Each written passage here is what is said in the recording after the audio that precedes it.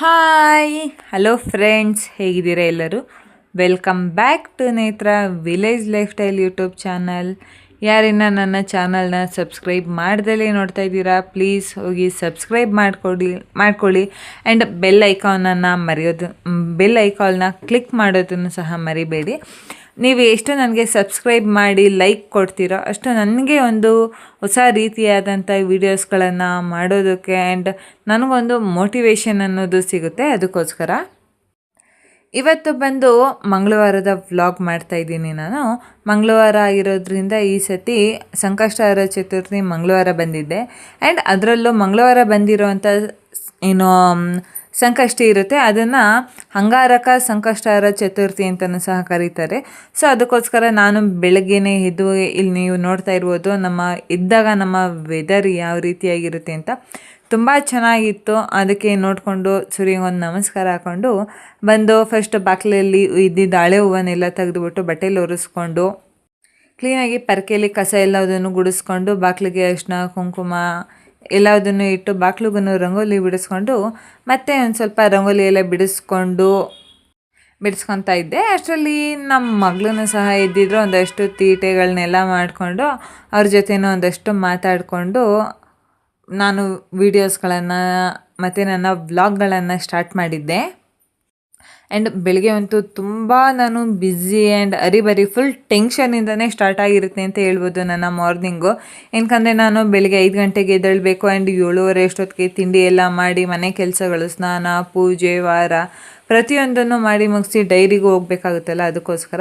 And ಇವಾಗ ಬರ್ತಾ ಅತಿಯಾಗಿ ಸ್ವಲ್ಪ ಹೀಟನ್ನು ಸಹ ಆಗ್ತಾಯಿದೆ, ಗ್ಯಾಸ್ಟ್ರಿಕ್ ಸಮಸ್ಯೆ ಆಗ್ತಾಯಿತ್ತು ಅಂದ್ಬಿಟ್ಟು ಸ್ವಲ್ಪ ಜೀರಿಗೆ ಮತ್ತು ಮೆಂತ್ಯನ ಹಾಕ್ಬಿಟ್ಟು ಬಿಸಿನೀರನ್ನು ಕಾಯಿಸೋದಕ್ಕೆ ಇಟ್ಟಿದ್ದೆ. ಆ ನೀರು ಕಾಯೋ ಅಷ್ಟರಲ್ಲಿ ನಾನು ನೈಟೇ ಬಾದಾಮಿಗೊಂದು ಮತ್ತು ಸಬ್ಜಾ ಸೀಡ್ಸನ್ನು ನೆನೆಹಾಕ್ಬಿಟ್ಟು ಇಟ್ಟಿದ್ದೆ. ಅದನ್ನು ಸಹ ಲೋಟಕ್ಕೆ ಹಾಕಿ ರೆಡಿ ಮಾಡಿ ಇಟ್ಕೊಂಡಿದ್ದೆ. ಆ್ಯಂಡ್ ಲೋಟಕ್ಕೆ ನೀರನ್ನು ಸಹ ಸೋಸ್ಕೊಂಡು ಒಂದು 5 ನಿಮಿಷ ತಣ್ಣಗಾಗಲಿ ಅಂತ ಇಟ್ಟಿದ್ದೆ. ಅದೇ ಗ್ಯಾಪಲ್ಲಿ ನೈಟೆಲ್ಲ ತೊಳೆದಿಟ್ಟಿರೋ ಪಾತ್ರೆಗಳನ್ನು ನಾನು ಸ್ಟ್ಯಾಂಡಿಗೆಲ್ಲ ಜೋಡಿಸ್ಕೊತಾ ಇದ್ದೆ.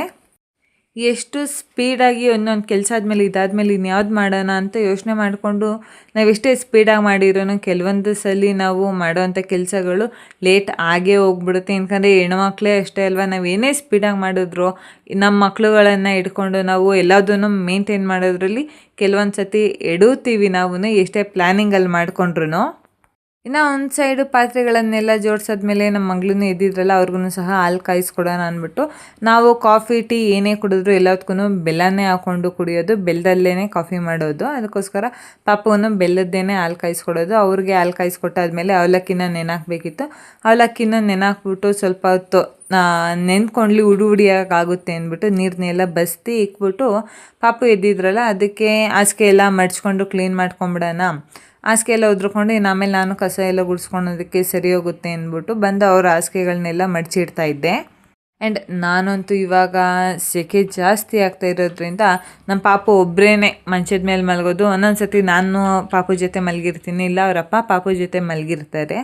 ಕೆಲವೊಂದು ಸತಿ ನಾನೇನು ಮಾಡಿರ್ತೀನಿ, ಕೆಳಗಡೆನೇ ಹಾಸ್ಕೊಂಡು ಮನಿಕೊತೀನಿ. ಯಾಕಂದರೆ ಎಲ್ಲರೂ ಮೇಲ್ಗಡೆ ಮಲಗೋದಕ್ಕಾಗೋದಿಲ್ಲ, ಮಂಚದ ಮೇಲೆ ತುಂಬ ಸೆಕೆ ಆಗುತ್ತೆ ಅನ್ನೋ ಕಾರಣದಿಂದ ಪಾಪು ಮಂಚದ ಮೇಲೆ ಮಲಗಿರ್ತಾರೆ, ನಾನು ಕೆಳಗೆ ಮಲಗಿರ್ತೀನಿ. ಇಲ್ಲ ಒಂದೊಂದು ಟೈಮ್ ನಮ್ಮ ಯಜಮಾನ್ರು ಕೆಳಗಡೆ ಮಲಗಿರ್ತಾರೆ. ಇನ್ನು ಇಷ್ಟೆಲ್ಲ ಆದಮೇಲೆ ಬೇಗ ಕಸ ಗುಡಿಸಿ ನೆಲ ಎಲ್ಲ ಒರೆಸ್ಕೊಂಡು ಪೂಜೆಗೂ ಲೇಟ್ ಆಗುತ್ತೆ ಅನ್ನೋ ಕಾರಣಕ್ಕೋಸ್ಕರ ನಾನು ಕ್ಲೀನಾಗಿ ಒಂದು ಕಡೆಯಿಂದ ಕಸ ಗುಡಿಸ್ಕೊಂಬಂದೆ. ನೀವೆಲ್ಲ ಯಾವ ರೀತಿಯಾಗಿ ಮಾಡಿದ್ರಿ, ವ್ರತ ಆಚರಣೆ ಮಾಡ್ತೀರಾ, ಯಾವ್ಯಾವ ರೀತಿಯಾಗಿ ಮಾಡ್ತೀರಾ ಅನ್ನೋದನ್ನು ಸಹ ನನಗೆ ತಿಳಿಸ್ಕೊಡಿ. ಯಾಕಂದರೆ ಒಬ್ಬೊಬ್ಬರು ಒಂದೊಂದು ಥರ ಮಾಡ್ತಾರೆ, ಒಬ್ಬೊಬ್ಬರು ಉಪವಾಸ ಇರ್ತಾರೆ, ಒಬ್ಬೊಬ್ಬರು 1 ಟೈಮ್ ಮಾತ್ರ ಉಪವಾಸ ಇರ್ತಾರೆ.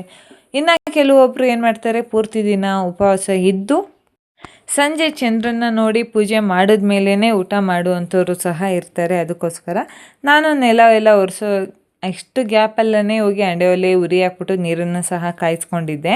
ಅದಕ್ಕೆ ಹೋಗ್ಬಿಟ್ಟು ಬೇಗ ಫಟಾಫಟ್ ಅಂತ ಸ್ನಾನ ಮಾಡ್ಕೊಂಡು ಬಂದು, ಸ್ವಲ್ಪ ಸೆಕೆ ಇರುತ್ತೆ, ಬಿಸಿಲಲ್ಲೆಲ್ಲ ಓಡಾಡ್ತೀವಲ್ಲ, ಆ ಕಾರಣಕ್ಕೋಸ್ಕರ ಫಸ್ಟ್ ಹೋಗಿ ಬಾಡಿ ಲೋಷನನ್ನು ಹಚ್ಕೊತಾ ಇದ್ದೀನಿ ನಾನು. ನೀವು ನೋಡ್ತಾ ಇರ್ಬೋದು ನಮ್ಮ ಮಗಳು ಯಾವ ರೀತಿಯಾಗಿ ಓಡಾಡ್ತಾ ಇದ್ದಾರೆ, ತೀಟೆ ಮಾಡಿಕೊಂಡು ಅಲ್ಲಿ ಬಂದು ಕ್ಯಾಮ್ರಾಗೆಲ್ಲ ತಂದು ಅಡ್ಡ ಇಕ್ಕೋದು, ಇದೆಲ್ಲ ಕಾಮನ್ನು ನಮ್ಮ ಮಗಳಂತೂ ಮಾಡೋದು. ಬಟ್ ಓಕೆ, ಅವರು ನನಗೆ ಆದಷ್ಟು ಎಲ್ಪ್ ಮಾಡ್ತಾರೆ. ಎಲ್ಪ್ ಅನ್ನೋದಕ್ಕಿಂತ ತೀಟೆಗಳನ್ನು ಕೆಲವೊಂದು ಸಲ ಕಮ್ಮಿನೇ ಮಾಡ್ತಾರೆ ಅಂತ ಹೇಳ್ಬೋದು.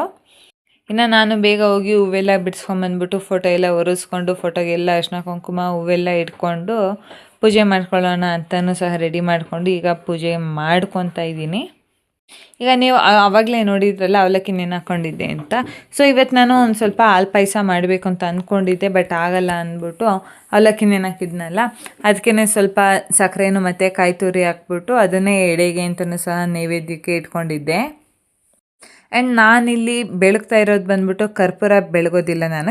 ಇದೇ ಕರ್ಪೂರ ಇಲ್ಲ ಅಂತೇನಿಲ್ಲ, ಬಟ್ ಅದೇ ಕರ್ಪೂರಕ್ಕಿಂತ ನಾನು ತುಪ್ಪದಲ್ಲಿ ನೆನೆಸಿ ಬತ್ತಿಯನ್ನು ಇಟ್ಕೊಂಡಿರ್ತೀನಿ, ತುಪ್ಪದ ಬತ್ತಿನ. ಸೊ ತುಪ್ಪದ ಬತ್ತಿನ ನಾನು ವಾರದ ದಿನಗಳಲ್ಲಿ ಬೆಳಗುವಂಥ ರೂಢಿ ಮಾಡ್ಕೊಂಡಿದ್ದೀನಿ. ಇಲ್ಲಿ ನೋಡ್ತಾ ಇರ್ಬೋದು ನೀವು ನಾನು ಯಾವ ರೀತಿಯಾಗಿ ಸಿಂಪಲಾಗಿ ಪೂಜೆ ಮಾಡ್ಕೊಂಡಿದ್ದೀನಿ ಅಂತ. ಗಣೇಶನಿಗೆ ಗರಿಕೆ ಮತ್ತು ಬಿಳಿ ಹೂವು ಇಲ್ಲ ಕೆಂಪು ಹೂವನ್ನ ಇಟ್ಬಿಟ್ಟು ಪೂಜೆ ಮಾಡಿದ್ರೆ ಒಂದು ಫಲ ಅನ್ನೋದು ಜಾಸ್ತಿ ಸಿಗುತ್ತೆ ಅಂತ ಯಾರೋ ಹೇಳಿದ್ರು ಅನ್ನೋ ಕಾರಣಕ್ಕೋಸ್ಕರ ನಾನು ಗರಿಕೆ ಅಂತೂ ಆಬ್ವಿಯಸ್ಲಿ ಇಟ್ಟೇ ಇಡ್ತೀವಿ. ಹೂದಲ್ಲೂ ಇನ್ನೇನು ಬಿಳಿ ಹೂವು ಅಂದರೆ ದಾಸವಾಳ ಇದೆ, ಕೆಂಪು ಹೂವನ್ನು ಸಹ ಕೆಂಪು ದಾಸವಾಳನೂ ಇದೆಯಲ್ಲ, ಅದಕ್ಕೋಸ್ಕರ ನಾನು ಎರಡನ್ನೂ ಇಟ್ಬಿಟ್ಟು ಪೂಜೆನ ಮುಗಿಸ್ಕೊಂಡಿದ್ದೆ. ಪೂಜೆ ಮುಗಿಸಿದಾದ್ಮೇಲೆ ಬಂದು ಟಿಫನ್ನು ಸಹ ಮಾಡ್ಕೊಬೇಕಿತ್ತು. ಆಲ್ರೆಡಿ ನಾನು ತರಕಾರಿ ಎಲ್ಲ ಹಚ್ಚಿ ರೆಡಿ ಮಾಡಿ ಇಟ್ಕೊಂಡಿದ್ನಲ್ಲ, ಅದಕ್ಕೇ ಬೇಗ ಬೇಗ ಬಂದುಬಿಟ್ಟು ಒಗ್ಗರಣೆಗೆ ಹಾಕ್ಕೊಂಡು ತಿಂಡಿನೂ ಸಹ ರೆಡಿ ಮಾಡಿಬಿಟ್ಟೆ.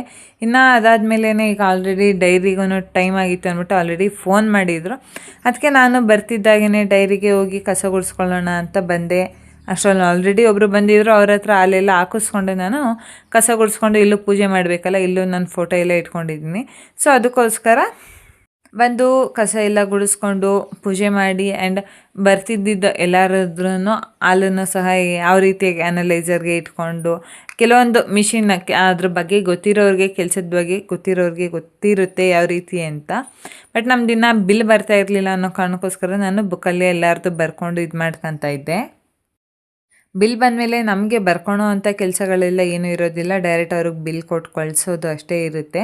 ಅದಾದಮೇಲೆ ಇನ್ನು ಹಾಲೆಲ್ಲ ಅಳಿಸಾದ್ಮೇಲೆ ನಮ್ಮ ಯಜಮಾನ್ರೂ ಬಂದಿದ್ದರು.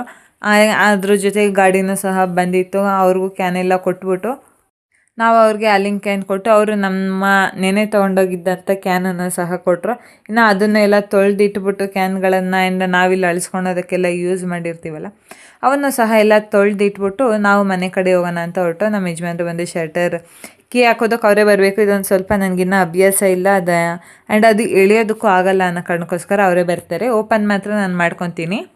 ಕ್ಲೋಸಿಂಗ್ ಟೈಮಲ್ಲಿ ಅವರೇ ಬಂದು ಎಲ್ಪ್ ಮಾಡ್ತಾರೆ. ಇನ್ನು ಮನೆಗೆ ಬರ್ತಿದ್ದಾಗೇ ನಮ್ಮ ಮಗಳು ಮತ್ತು ಪಕ್ಕದ ಮನೆ ಹುಡುಗರು ಬಂದಿದ್ದರು, ಅವ್ರಿಗೂ ಎಲ್ಲರಿಗೂ ತಿಂಡಿ ಹಾಕ್ಕೊಟ್ಟೆ. ಅದ್ರ ಜೊತೆಗೆ ನಾನು ಸ್ವಲ್ಪ ತಿಂಡಿ ಹಾಕ್ಕೊಂಡು ತಿನ್ನೋದು ಕೂತಿದ್ದೆ. ಅದ್ರ ಜೊತೆ ಸ್ವಲ್ಪ ಚಕ್ಲಿ ಅಂತ ಅದನ್ನು ಇತ್ತು ಅಂತ ಅದನ್ನು ಸಹ ಆ್ಯಡ್ ಮಾಡ್ಕೊಂಡಿದ್ದೆ. ಇನ್ನು ತಿಂಡಿ ಎಲ್ಲ ಆದಮೇಲೆ ಸ್ವಲ್ಪ ಬೇರೆ ಬೇರೆ ಕೆಲಸಗಳಿದ್ದು ಒಂದು ಸ್ವಲ್ಪ ಹೊತ್ತು ರೆಸ್ಟ್ ಮಾಡಿ ಕೆಲಸನ ಮುಗಿಸ್ಕೊಂಡು ಅದಾದಮೇಲೆ ಬಂದು ಇವಾಗ ಬಿಸಿಲು ಜಾಸ್ತಿ ಇರುತ್ತಲ್ಲ, ಸೊ ಸ್ವಲ್ಪ ಮಜ್ಜಿಗೆ ಮಾಡ್ಕೊಳ್ಳೋಣ ಅಂದ್ಬಿಟ್ಟು ಮಜ್ಜಿಗೆನೂ ಸಹ ಮಿಕ್ಸಿಗೆ ಹಾಕಿ ಕಡ್ಕೊಂಡು ಮಜ್ಜಿಗೆನೂ ಸಹ ಮಾಡಿ ರೆಡಿ ಮಾಡಿಕೊಂಡೆ ನಾನು. ಇನ್ನು ಆವಾಗಲೇ ನಾನು ಫ್ರೀ ಇದ್ದಿದ್ದ ಟೈಮಲ್ಲೇ ವಾಷಿಂಗ್ ಮಿಷಿನ್ಗೆ ಬಟ್ಟೆಗಳನ್ನೆಲ್ಲ ಹಾಕ್ಬಿಟ್ಟಿದ್ದೆ. ಈಗ ವಾಷಿಂಗ್ ಮಿಷಿನ್ ಬಟ್ಟೆನೂ ಸಹ ಒಗೆದು ಎಲ್ಲ ಡ್ರೈ ಎಲ್ಲ ಆಗಿತ್ತು. ಇದನ್ನು ಸಹ ಒಣಗಾಕ್ಬಿಟ್ರೆ ಆಮೇಲೆ ನನಗೆ ಫ್ರೀ ಆಗುತ್ತೆ ಅನ್ನೋ ಕಾರಣಕ್ಕೋಸ್ಕರ ಆ್ಯಂಡ್ ಬಿಸಿಲಿಗೆ ಬೇಗ ಒಣಗಿಬಿಡ್ತವೆ. ಅದಕ್ಕೆ ಬಟ್ಟೆಗಳನ್ನೆಲ್ಲ ತಕ್ಕೊಂಡು ಒಣಗಾಕೋಕೆ ಹೋಗೋಣ ಅಂದ್ಬಿಟ್ಟು ಹೋಗಿ ಬಟ್ಟೆನೂ ಸಹ ಒಣಗಾಕ್ಬಿಟ್ಟು ಬಂದೆ. ಇನ್ನು ನಿಮ್ಮೆಲ್ಲರಿಗೂ ಗೊತ್ತೇ ಇದೆ, ಆಲ್ಮೋಸ್ಟ್ ನನ್ನ ಹಳೆ ವಿಡಿಯೋನ ನೋಡಿರೋರು ಗೊತ್ತಿರುತ್ತೆ, ನಮ್ಮ ಮನೆ ಮುಂದೆ ಸಿಮೆಂಟ್ ಎಲ್ಲ ಹಾಕಿದ್ದಾರೆ. ಮುಂಚೆ ಅಂದರೆ ಮಣ್ಣಿತ್ತು, ಇವಾಗ ಗೌರ್ಮೆಂಟ್ ಕಡೆಯಿಂದನೇ ಸಿಮೆಂಟ್ ಎಲ್ಲ ಹಾಕಿದ್ದಾರೆ. ಸೊ ಅದಕ್ಕೆ ಅವ್ರದ್ದೇ ಟ್ಯಾಂಕರಲ್ಲಿ ಒಂದೊಂದು ದಿನ ಅಷ್ಟೇ ನೀರು ಬಿಡೋದು ಕ್ಯೂರಿಂಗಿಗೋಸ್ಕರ. ಇನ್ನು ಪ್ರತಿದಿನ ನಾವೇ 2 ಸತಿ 3 ಸತಿ ಮಾಡ್ಕೊತೀವಿ. ಈ ಟ್ಯಾಂಕರಲ್ಲಿ ಗಾಡಿ ಬಂದ್ಬಿಟ್ಟು ಒಂದು ಸತಿ ಕ್ಯೂರಿಂಗನ್ನು ಸಹ ಮಾಡಿ ಹೋಯಿತು. ಅದು ಹಿಂದೆಡೆ ಹೋಗಲ್ಲ ಅಂದ್ಬಿಟ್ಟು ನಮ್ಮ ಯಜಮಾನ್ರು ಬಿಡಿ ನಾವೇ ಮಾಡ್ಕೊತೀವಿ, ನಿಮಗೆ ಎಷ್ಟು ಆಗುತ್ತೆ ಅಷ್ಟನ್ನು ನೀವು ಮಾಡಿಬಿಟ್ಟು ಹೋಗಿ ಅಂತ ಅಂದರು. ಸೊ ಅವರು ಕ್ಯೂರಿಂಗ್ ಎಲ್ಲ ಮಾಡಿಸ್ತಾಯಿದ್ರು, ಅವರೂ ಮಾಡ್ತಾಯಿದ್ರು. ಇಲ್ಲಿ ಮಾತ್ರ ನಮ್ಮನೆ ಮುಂದೆ ಮಾತ್ರ ಅಲ್ಲ, ಸೈಡು ನಾವು ಮೇಲ್ಗಡೆ ನಮ್ಮ ರೋಡಿಂದ ಕೆಳಗಡೆ ಬರೋವರೆಗೂ ಮಾಡಿದ್ದಾರೆ. ಅಷ್ಟಕ್ಕೂ ಅವರು ಕ್ಯೂರಿಂಗ್ ಮಾಡ್ಕೊಂಡು ಹೊರಟ್ರು. ಅದಾದಮೇಲೆ ನಾನು ಒಂದು ಬ್ಲೌಸ್ನ ಸ್ಟಿಚಿಂಗ್ ಮಾಡೋದಿತ್ತು. ಸೊ ಅದನ್ನು ಸಹ ಬಂದು ಸ್ಟಿಚಿಂಗ್ ಮಾಡ್ಕೊಳ್ಳೋಣ ಅಂತ ಕೂತಿದ್ದೆ. ನಾವು ಎಷ್ಟೇ ಬ್ಯುಸಿ ಆದರೂ ನಾನು ಎಷ್ಟೇ ಬೇರೆ ಕೆಲಸಗಳಿದ್ರೂ ಸಹ ನಾನು ನನ್ನ ಪ್ರೊಫೆಷನ್ ಆ್ಯಂಡ್ ಇದು ನನ್ನ ಫ್ಯಾಷನ್ ಕೆಲಸಗಳನ್ನು ನಾನು ಇಷ್ಟಪಟ್ಟು ಮಾಡ್ತಾ ಇರೋದ್ರಿಂದ ಇದಕ್ಕೂ ಸಹ ನಾನು ಆದಷ್ಟು ಕೆಲವೊಂದು ಟೈಮ್ಗಳನ್ನು ಕೊಡಲೇಬೇಕು.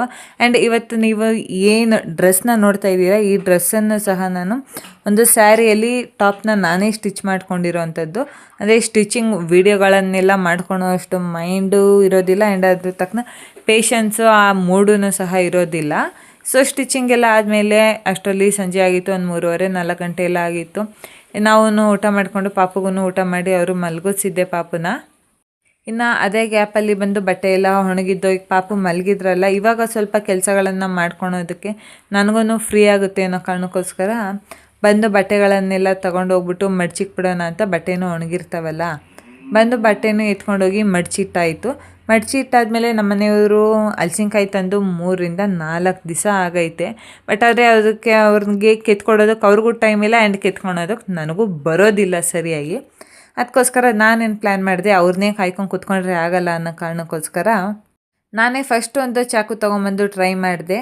ಅದರಲ್ಲಿ ಚಾಕು ಶಾರ್ಪ್ ಇರಲಿಲ್ಲ ಅನ್ನೋ ಕಾರಣಕ್ಕೋಸ್ಕರ ಬರಲಿಲ್ಲ. ಆಮೇಲೆ ಎದ್ದೋಗಿ ಇನ್ನೊಂದು ಚಾಕು ತೊಗೊಂಡು ಅದನ್ನು ಮಸ್ಕೊಂಡು ಅದಕ್ಕೆ ಹರಳೆಣ್ಣೆ ಹಚ್ಚಿ ಚಾಕುಗೆ ನನ್ನ ಕೈಗೂ ಹರಳೆಣ್ಣೆ ಹಚ್ಕೊಂಡು ನೀವು ನೋಡ್ತಾ ಇದ್ದೀರಲ್ಲ, ಈ ಥರ ಸಿಪ್ಪೆನೆಲ್ಲ ನಾನು ತಗೊಳೋದಕ್ಕೆ ಸ್ಟಾರ್ಟ್ ಮಾಡಿಕೊಂಡೆ. ಹಲಸಿನಕಾಯಲ್ಲಿ ಎಷ್ಟು ಅಂಟಿತ್ತು ಅಂದರೆ ನಾನು ಎಣ್ಣೆ ಹಚ್ಕೊಂಡಲ್ಲಿ ಇದ್ದಿದ್ರೆ ನಿಜವಾಗ್ಲೂ ಕೈಯೆಲ್ಲ ಅಂಟ್ರಿಸೋದು, ಚಾಕುನು ಎಲ್ಲ ಅಂಟ್ರಿಸೋದು ಅನಿಸುತ್ತೆ. ಬಟ್ ಆದರೆ ನಾನು ಹರಳೆಣ್ಣೆ ಹಚ್ಕೊಂಡಿದ್ದು ತುಂಬ ಹೆಲ್ಪ್ ಆಯಿತು.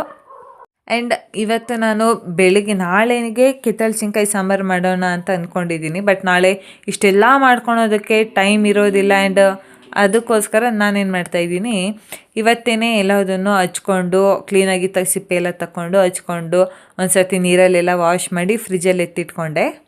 ಅದ್ರ ಜೊತೆಗೆ ಸಾಂಬಾರಿಗೆ ಬೇಕಾಗಿರೋಂಥ ಕಾಳುಗಳನ್ನು ಸಹ ನಾನು ಇವಾಗಲೇ ನೆನಾಕಿದ್ದೀನಿ. ಬೆಳಗ್ಗೆ ಅಷ್ಟರಲ್ಲಿ ಚೆನ್ನಾಗಿ ನೆಂದಿರುತ್ತಲ್ವ, ನೈಟ್ ನೆನಾಕಿದ್ರೆ ಒಂದೊಂದು ಸತಿ ನೆಂದಿರೋಲ್ಲ ಕಾಳುಗಳು. ಅದಕ್ಕೋಸ್ಕರ ಇವಾಗಲೇ ನೆನಾಕಿಟ್ಟಿದ್ದೀನಿ. ಸಂಜೆ ಒಂದು 4 ಗಂಟೆ ಆಗಿದೆ ಅಂದ್ಕೊಳ್ಳಿ, 4-5 ಗಂಟೆ ಸಂಜೆನೇ ನೆನಾಕಿಟ್ಕೊಂಡಿದ್ದೀನಿ. ಇನ್ನು ಇದಾದಮೇಲೆ ಬೆಳಗ್ಗೆನೇ ನಾನು ತಲೆ ಸ್ನಾನ ಮಾಡಿದ್ದೆ. ಆವಾಗಿಂದ ತಲೆ ಬಾಚೇ ಇರಲಿಲ್ಲ. ತಲೆ ಒಣಗೋವರೆಗೂ ನಾನು ತಲೆ ಸ್ನಾನ ಮಾಡಿರೋವಂಥ ದಿನಗಳಲ್ಲಿ. ಅದಕ್ಕೋಸ್ಕರ ಇವಾಗ ಬಂದು ತಲೆ ಬಾಚ್ತಾ ಇದ್ದೀನಿ. ಸಿಕ್ಕಾಪಟ್ಟೆ ಆಗಿತ್ತು. ಅದಕ್ಕೆ ಇವಾಗಲೇ ಎಣ್ಣೆ ಹಚ್ಚೋದು ಬೇಡ ಅಂದ್ಬಿಟ್ಟು ತಲೆ ಸಿಕ್ಕೆಲ್ಲ ಬಿಡಿಸ್ಕೊಂಡು ತಲೆಗೆ ಒಂದು ಜಡೆನೂ ಸಹ ಹಾಕ್ಕೊತಾ ಇದ್ದೀನಿ ನಾನು.